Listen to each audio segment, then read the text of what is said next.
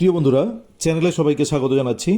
আজকে 31/7/2026-এ SLST 9-10-এর document verification কেমন হচ্ছে সেই উদ্দেশ্যেই আমাদের এই ভিডিও। আজ সাউথ ইস্টার্ন রিজিয়ন থেকে আমাদের এক বন্ধুকে পেয়ে গেছি। সেই বন্ধু তোমাদের সাথে তার অভিজ্ঞতা শেয়ার করবে।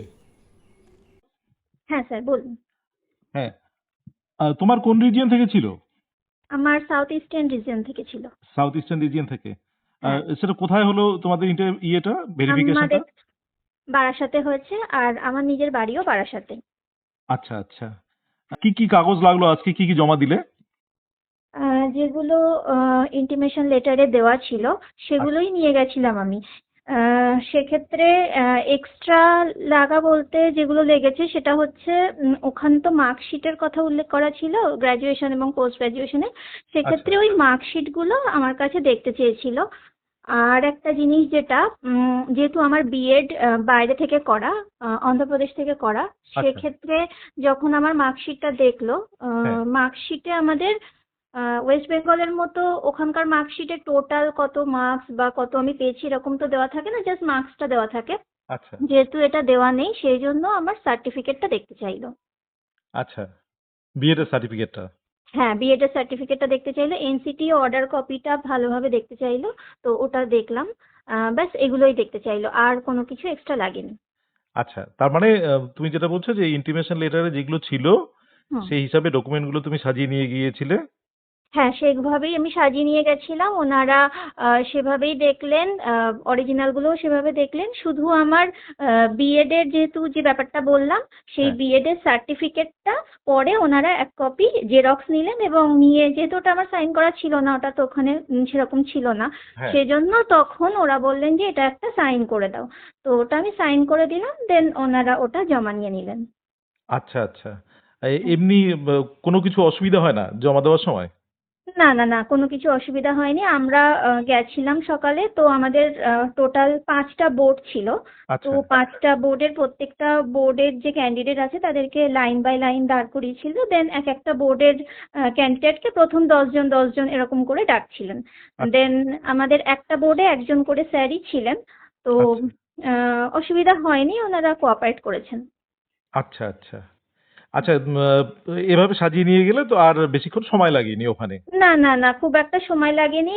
যাদের আমার যেমন ওই সার্টিফিকেটটা দেখতে চেয়েছিলেন বলে আমার হয়তো 2-3 মিনিট এক্সট্রা লেগেছে। বাকি যাদের সবকিছুই মানে ডিগ্রি সব ওয়েস্ট বেঙ্গলের মধ্যে, তাদের অতটা অসুবিধা হয়নি, জাস্ট ওগুলো দেখে ওনারা ছেড়ে দিচ্ছিলেন। দেন তারপরে ওনাদের একটা যে শিট আছে, একটা নয় দুটো শিট আছে, একটা শিটে কি কি ডকুমেন্ট ভেরিফাই হয়েছে সেগুলো টিক দিয়ে নিচ্ছিলেন, আর একটা শিট যেটা সেটা আমাকে দিয়ে ওনারা সাইন করিয়ে নিয়ে নিয়েছিলেন। আচ্ছা আচ্ছা, হুম, এটা। আর হ্যাঁ বলছি যে কয়েকটা জিনিস সম্পর্কে জানার ছিল। হ্যাঁ, যেমন বলুন। মনে করো যে কাস্ট সার্টিফিকেট, তুমি কোনো কি ক্যাটাগরিতে পড়ো?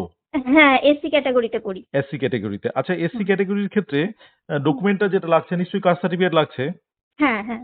এই কাস্ট সার্টিফিকেট অনেকে জিজ্ঞেস করছে যে পুরনো হুম। কাস্ট সার্টিফিকেট বা নতুন কাস্ট সার্টিফিকেট বা রিভ্যালিডেশন, এটা নিয়ে কি কোনো তথ্য পেলে তুমি, বা তুমি কিভাবে দিলে? আমার তো, আমি যেহেতু এসসি, এটা মেনলি ওবিসিতে একটু সমস্যা হচ্ছে, তো সেটা আমার ঠিক জানা নেই। যে আমার যেহেতু এসসি এবং আমার সার্টিফিকেটটা 2009-এ করা, দু আচ্ছা হাজার এগারোর পরে যে সার্টিফিকেটগুলো রয়েছে সেগুলো রিভ্যালিডেশনের দরকার ছিল।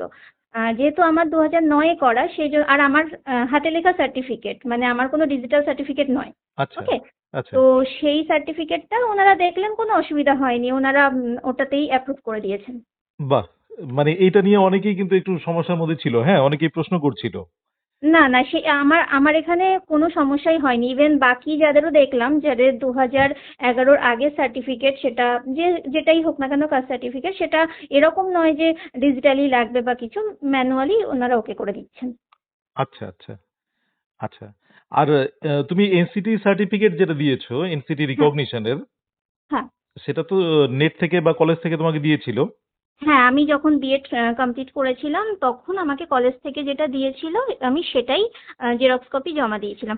অনেক জায়গায় শুনছিলাম যে কলেজ থেকে বোনাফাইড সার্টিফিকেট লাগছে বা ওনারা হয়তো চাইছেন, বাট আমাদের এখানে সেই সমস্ত কিছু চাইনি। ওই সমস্ত পরে মানে অনেক জায়গায় শুনেছিলাম যে চেয়েছে, পরে না থাকলেও সমস্যা নেই, বাট হ্যাঁ। আমাদের এখানে সেগুলো কিছু চাইনি। আচ্ছা, আচ্ছা। খুব ভালো একটা তথ্য দিলে। আচ্ছা বলছি, ইউজিসি অ্যাফিলিয়েশন নিয়ে কারো কোনো লাগছে? এটা তুমি দেখেছো? ইউজিসি অ্যাফিলিয়েশন যেটা সেটা লাগছে না। আমার আরেকজন পরিচিত ছিলেন, তারটা একটু বলি। সে আন্নামালাই ইউনিভার্সিটি থেকে এমএ করেছে, ঠিক আচ্ছা, আছে? হ্যাঁ। আহ, সে এমএ করেছে হচ্ছে 2016-18 সেশনে। তো ওটাও ওটাও একই ব্যাপার।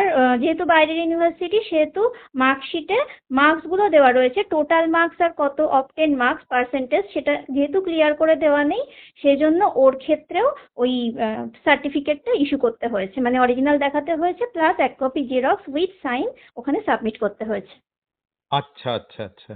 হ্যাঁ, আচ্ছা, মানে তাহলে বাইরের ইউনিভার্সিটি থেকে করলে যেহেতু মার্কস অবটেন টোটাল মার্কস এগুলো দেওয়া থাকছে না, সেক্ষেত্রে সার্টিফিকেট ওরা অবশ্যই দেখতে চাইছে এবং জেরক্স ওরা রেখে দিচ্ছে। আচ্ছা, আচ্ছা।